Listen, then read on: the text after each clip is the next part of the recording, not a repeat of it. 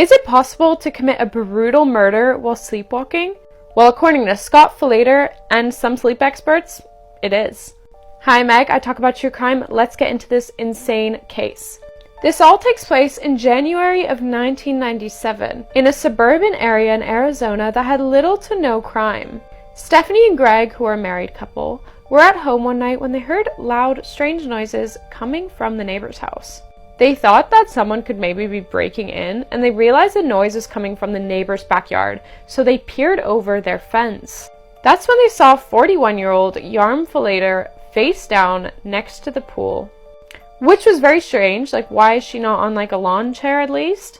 And Stephanie was like, oh my god, she's probably drank too much and she passed out or something. Let's just leave them be. But Greg had an eerie feeling about it all, so Stephanie went inside and he waited for a bit to make sure she was okay. That's when Yarm's husband, Scott, is seen walking outside. And as he's approaching Yarm, and Greg thought he was gonna help her, he's putting gloves on, which is a little strange. Greg then watched as Scott dragged Yarm and threw her into the pool. For a split second, he was like, oh my god, is he trying to wake her up because she's like drank too much and like she's passed out? That probably would have been better than what he did, because Greg then watched as Scott held her head down in the pool with a really calm demeanor. He was drowning Yarm. That's when Greg quickly went and called the police, and the police got there very fast. Despite them arriving super fast, by the time they got there, it was too late. They found Yarm lying in the pool, and the pool had turned pink. When they raised her body out of the water around her was a dark red color. Yarm had been stabbed 44 times and drowned to death. Police immediately were looking for Scott. They went into the house, guns a-blazing, and they were like, everybody make yourself known. That's when they see Scott Falater at the top of his staircase, seemingly half awake. And he says, what are you guys doing in my house? They then yell at him, who's in the house? And his response is, my wife and my 2 kids. They had 2 teenage kids at the time. So Scott is immediately arrested, but he has no blood on him. He's wearing pajamas, a white t-shirt, not a speck of blood.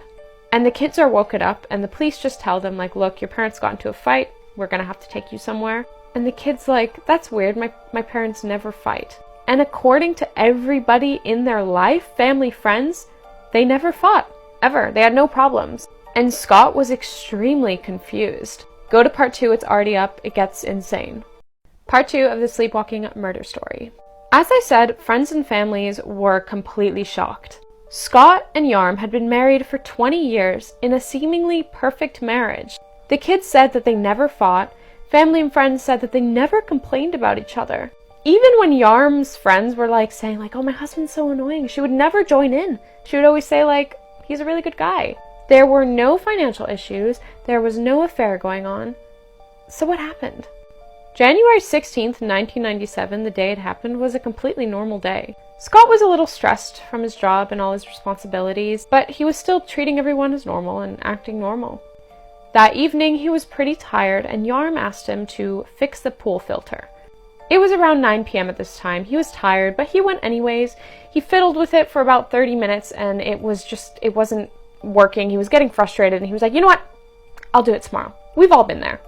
Yarm is watching a show on the couch at this point. It's around 9:30. He passes her, and he's like, I'm gonna do it tomorrow. I'm going to bed. And she was like, okay. So how did she end up dead in the pool an hour later? The whole interrogation tape is very strange. Scott is clearly completely confused. He has no idea what's going on. And he says, like, is she dead? And they're like, yes. And he goes, oh, you think I did it? And they're like, we know you did it. We have a witness who saw you do it. And remember the super pristine white pajama top? Well, they realized he had blood on his neck. Here's that clip. I didn't know there was blood on me.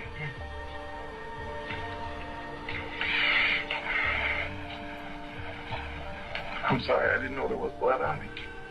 He has no idea there's blood on him. Or does he? Is he faking it? I don't know.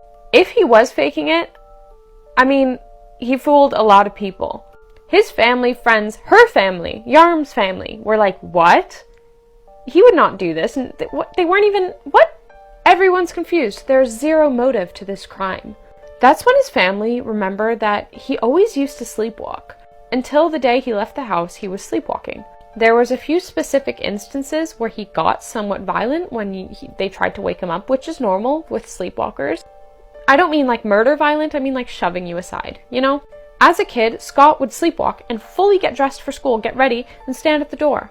And his parents would be like, "What are you doing?" And he'd be like, "Where am I? What?" So he was known for quite severe sleepwalking.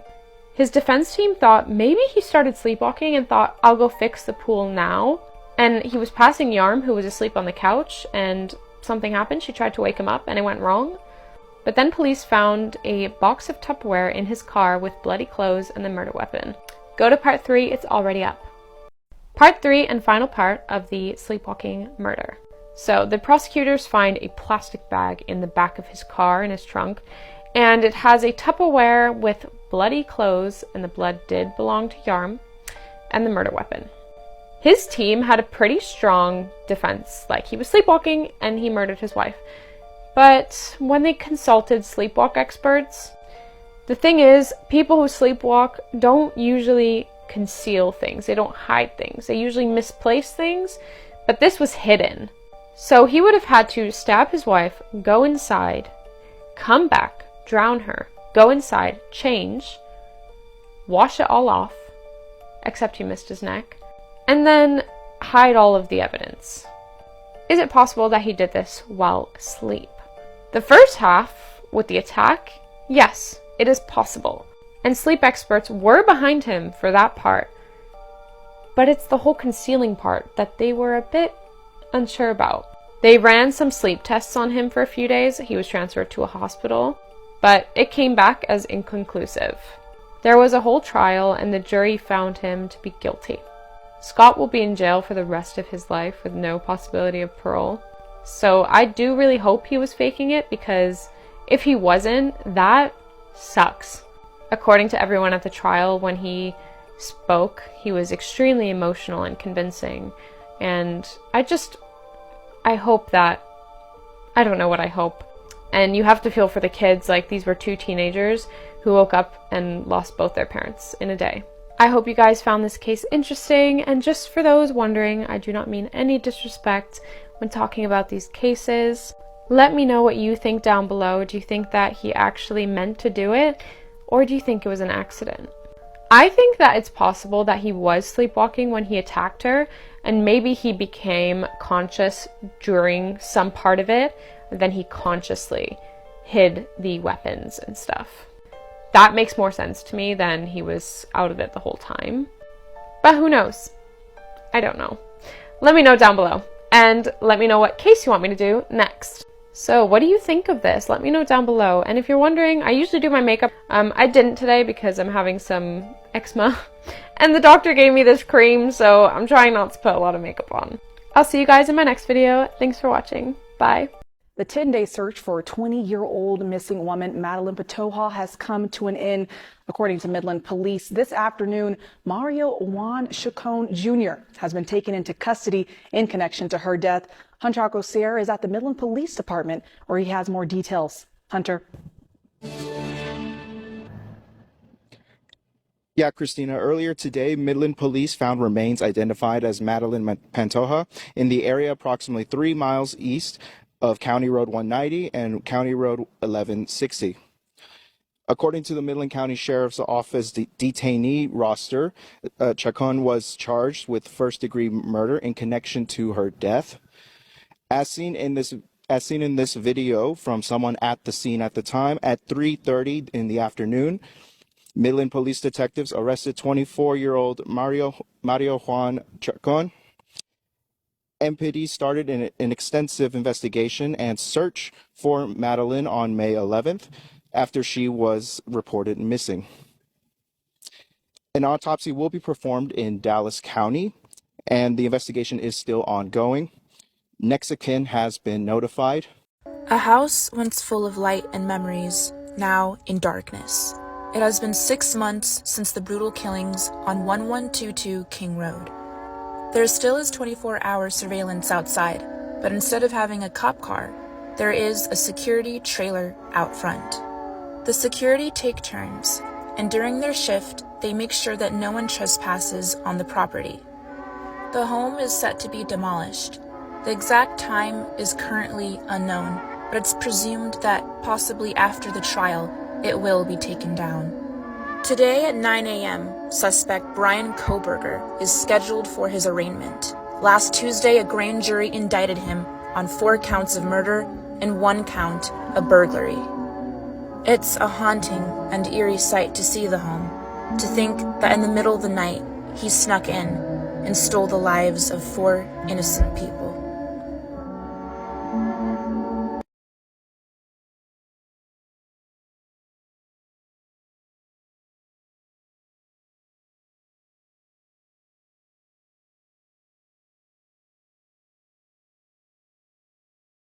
In 1 hour, suspect Brian Kohberger will be arraigned. He is suspected in killing 4 University of Idaho students on November 13th of last year.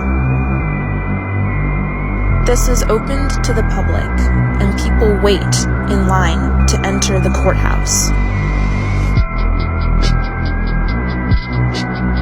Suspect Brian Kohberger was indicted last Tuesday on 4 counts of murder and 1 count of burglary.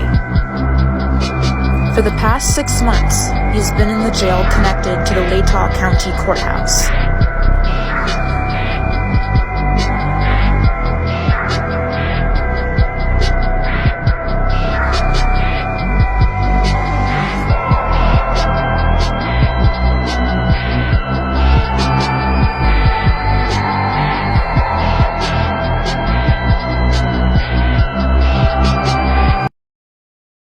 Dozens of LA County Sheriff's deputies have been ordered to show their tattoos and be interviewed about alleged gang ties. The investigation by the Office of Inspector General comes after years of accusations of deputy gangs within the department. KTLA's Rachel Medetoff has more on the investigation and the consequences those deputies could face if they don't comply.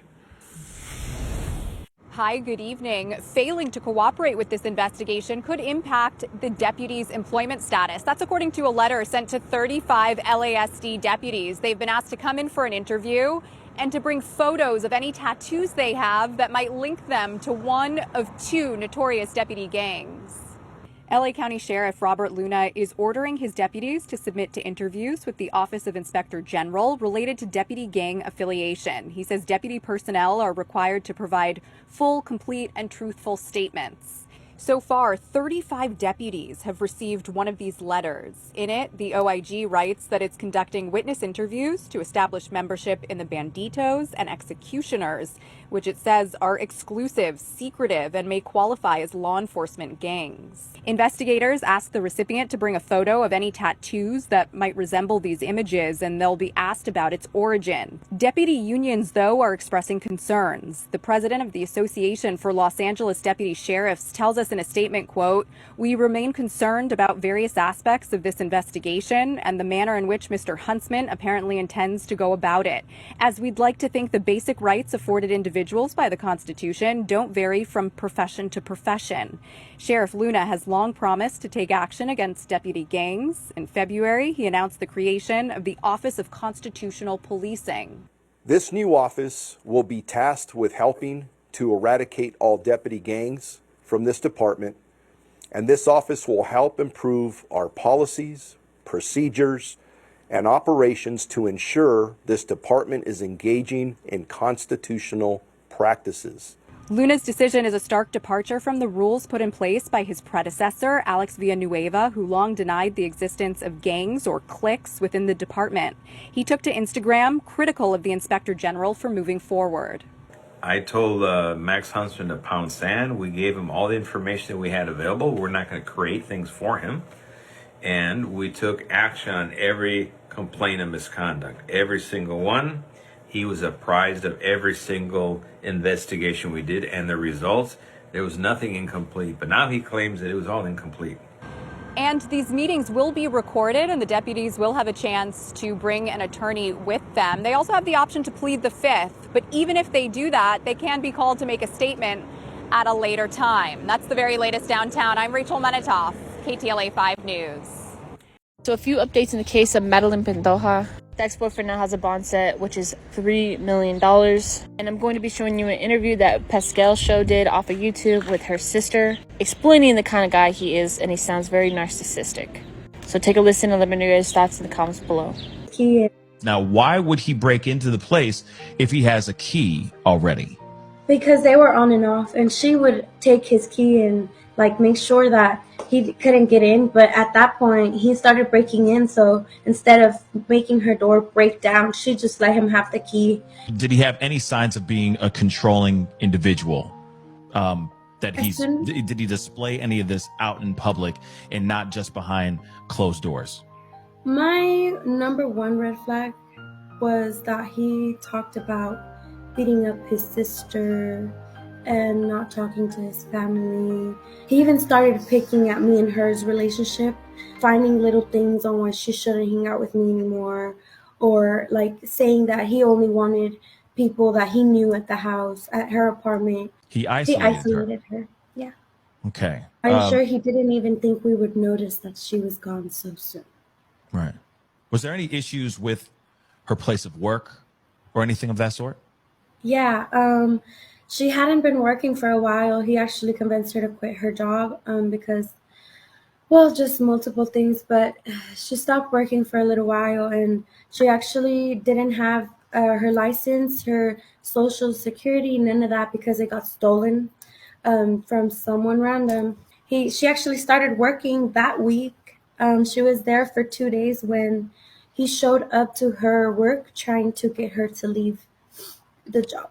So there was a whole scene of him trying to get her to leave at the job. And there's still no proof. And there's still what? Sorry? No proof. There's no proof clues. of that. No, there's no clues. That's what the police say, that there's no clues. Yeah. Oh, there's no, yeah. And there's just so many, just so many clues, so many different things, everything that we.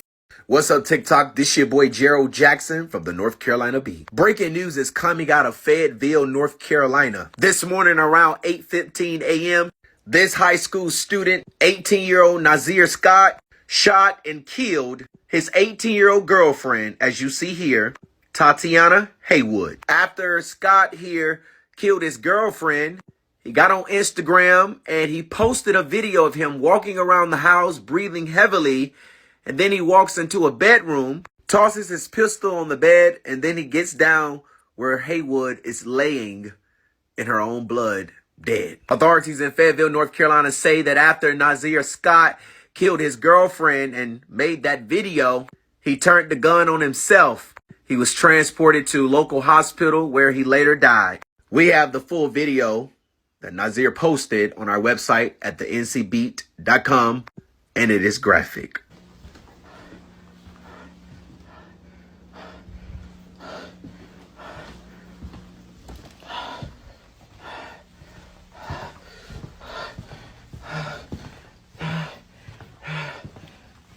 To watch the full video, go to thencbeat.com. If you're watching this, Maddie, just be strong. We're coming to get you, and we're trying our hardest to find you. Just stay strong, and we will stay strong too.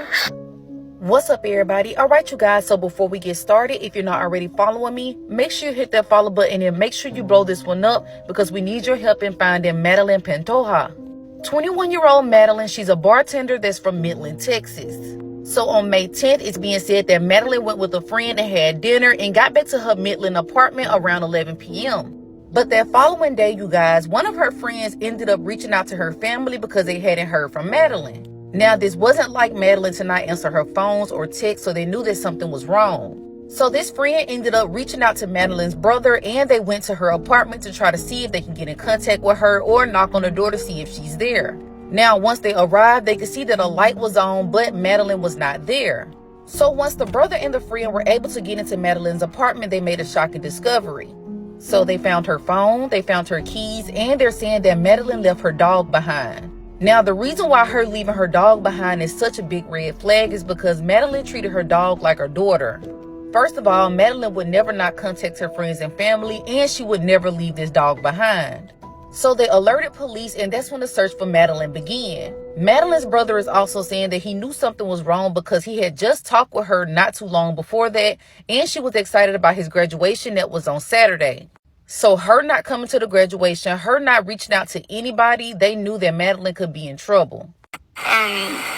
She gets her stuff paid. She's very responsible. The Midland Police Department is investigating this case. Right now, the family has no new information from them. He says absolutely not. They have not let us know anything. The family and others have searched for Madeline around the apartment complex and places in South Midland. We've gone to lands over there, just empty lots looking. We've had people that we don't know searching with their drones. They sent us the videos. They sent us pictures of the footage they took. We've had people offer horses to us so that we can search. So after beginning their search, they then learned some very devastating news. People that live in this apartment complex where Madeline lives says that they heard somebody arguing from Madeline's apartment around 1 a.m. the night that she went missing. Now, after this argument, they're saying that they saw a pickup truck and it zoomed off. So this information is very important because Madeline wasn't dropped back off at home until 11 p.m. So the fact that she was heard arguing with somebody around 1 a.m. shows that somebody had to been there waiting, or somebody came as soon as she got back home. But who was this person? So you guys, allegedly the last person that Madeline was seen with was a man by the name of Mario. Now you guys, I did a little research and I went to Madeline's Facebook page to try to see if I could see a connection between her and Mario. And that's when I came across this post from August of last year. Now you can't see the post, but as you can see, she tagged the boy Mario, but now his page has been deactivated. So if I'm putting two and two together, Mario must be an ex-boyfriend. He might have came over. Him and Madeline started to argue, but something had to take place. Now, I read a couple posts that said that Mario actually lawyered up and he is not talking. He won't give out DNA samples or anything like that. Now, this is all alleged. We're not accusing anyone. Everyone is innocent until proven guilty. But if you have nothing to hide, why not just talk to police and let them know what took place that night? Here, we have a beautiful 21-year-old. She's vibrant. She has a lot of friends. She has a lot of family that cares about her, and she just disappears after this argument. Something is not adding up, you guys. Neighbors heard her arguing with her ex-boyfriend, and after that, we have not known anything about her. Her phone, purse, keys, and dog were all left in her apartment, something that is very unlike her. So Madeline is about 5'4", 130 pounds, and she has 2 tattoos of a butterfly behind her ear. Now she also has a snake and a rose tattoo on her right forearm. If you have any information in the disappearance of Madeline, please contact police. Now, we're not accusing Mario of anything, but if you saw Mario or Madeline in the days after this or on that day, please contact police and let them know what you saw. Now, y'all, it ain't no coincidence that this man is lawyering up. It ain't no coincidence that he was over her house right after she got home and he was arguing with her. Something happened. My prayers and my thoughts are with Madeline's family. Let's try to bring her home safe. Reaching out to whoever we can reach out to, looking in the lands, fields, and everywhere we can look for her. It's like the best word right now is just heartbroken because we feel hopeless. There's nothing that we can do. Like it's out of our hands, and we searched everywhere. We passed out flyers everywhere. With prayers set to continue, their efforts will remain as well. Now, you guys, as always, comment below and let me know your thoughts on this case. But please make sure you share this. Let's get her face everywhere. Let's bring Madeline home. Some attention, any kind of affection, I don't mind. Just stay a while. I got room for two. I got room for two.